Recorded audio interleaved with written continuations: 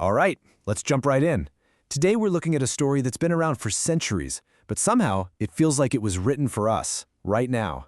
It's an ancient blueprint for solving some of our most modern, impossible-feeling problems. You know that feeling, right? Where you are just completely and totally trapped and you just can't see a way out. It's a feeling we all know. Yeah, it's exactly like that. You're pushing against this solid, immovable wall, and you know, deep down, that your own strength just isn't going to cut it. And as we're about to find out, that metaphor, it's way more real than you think. Okay, so let's get into the story. It comes to us from the Bukhari collection of hadith, and it's about three guys who found themselves in, well, the ultimate lockdown.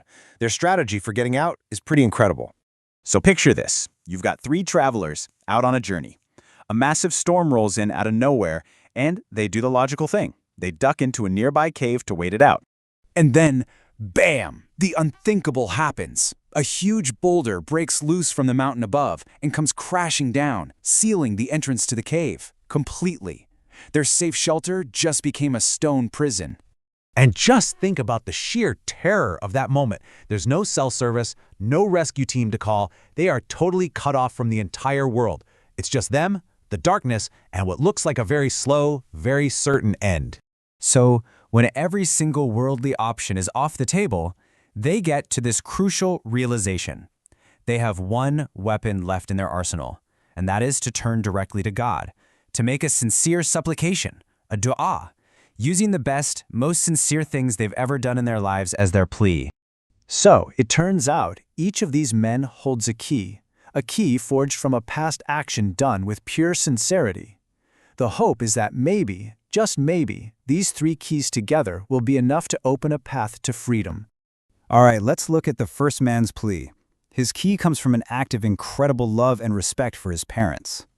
He tells this story about a night he brought fresh milk home for his elderly parents, but he found them asleep.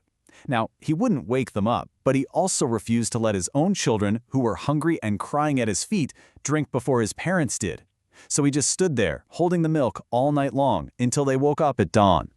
And that's it right there. The first key is selfless service. It's about doing something kind, not for likes, not for thanks, but purely out of love and a sense of duty. Okay, so now the second man steps forward. His story is completely different. It's all about restraint and what you do when no one else is watching. He remembers a time when a cousin of his came to him for help. She was desperate, and he was tempted to take advantage of the situation. But right at that critical moment, she looked at him and said, "Fear God," and it was like a switch flipped. He immediately backed off and gave her the money she needed, no strings attached. So here's our second key, private integrity. It's not about public reputation. It's about who you are behind closed doors. It's about your conscience and your fear of God being the only witness you need to do the right thing. And finally, the third man speaks. And his key? Well, it's a display of honesty so incredible it almost sounds unreal by today's standards. He tells a story about a worker he hired who left suddenly without collecting his pay. Now, he could have just kept the money, right? But he didn't. He took those wages and invested them. Years and years later, the worker came back. And the man didn't just give him his original wages, he gave him an entire herd of animals, everything that had grown from that initial investment. All of it. And that, my friends, is the third key, radical honesty. This isn't just about not taking what isn't yours. This is about actively protecting and growing what someone else has entrusted to you, even when you don't have to. Now, what's so cool about this is how it all plays out. After the first man's prayer, the rock moves, but just a little, not enough to get out. After the second prayer, it shifts again, and they can see a little light. It was only after the third man made his plea that the boulder finally rolled away enough for them to escape. It was a combined, cumulative effort. So, you see, this whole story isn't just about doing good deeds. It's about how those deeds become the fuel for something even more powerful, the act of sincere prayer, or dua. Let's break down what that really is. Think of dua like this. It's a direct line. There's no secretary, no waiting room, no appointment necessary. It's just an open, honest conversation. You talking directly to the divine, asking for help.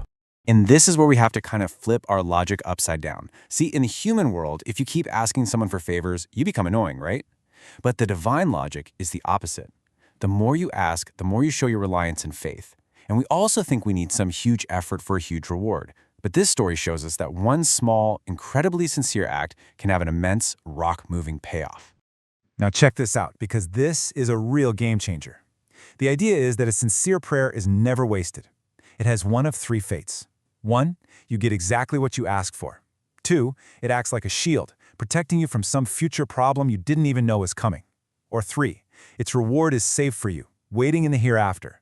It's a no-lose situation. So let's bring this all back to us, right here, right now. This story is more than just a story. It's a powerful metaphor for our own lives. We all have our own boulders, don't we? Maybe it's a financial problem, a project at work that's completely stuck, or a relationship that feels broken beyond repair. These are our caves. So the real question this ancient story leaves us with is a very personal one. The boulders in your life are very, very real. But that selfless service, that private integrity, that radical honesty, those aren't just parts of a story. They're the tools we can use. So, what choices are you making? What keys are you forging today that could one day move the unmovable for you?